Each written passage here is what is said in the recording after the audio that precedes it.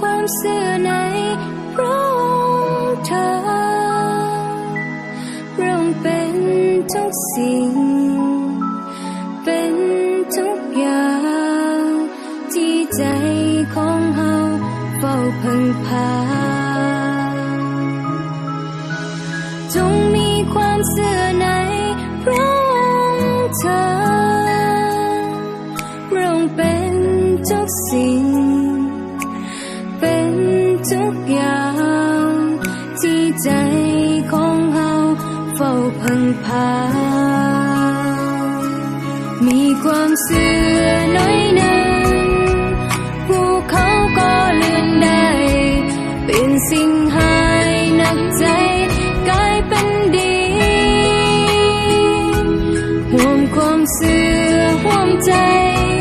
ห่วงกันใส่ฤทธิ์เดชจะได้เห็นถึงการอัศจรรย์เบิ่งคนนั้นที่เขาหายพระเยซูทรงรักษาตามพระสัญญาที่ทรงประทานให้บ่มีเหนือสิ่งใดแล้วที่จะยากเกินไปมาห่วงใจเสื่อในพระเยซู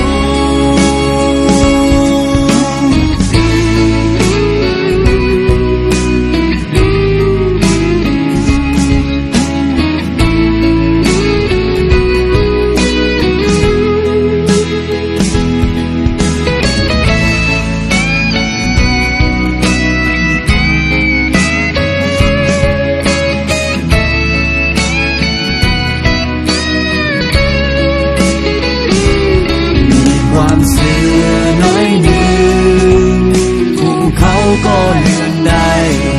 เปลี่ยนสิ่งหายหนักใจกลายเป็น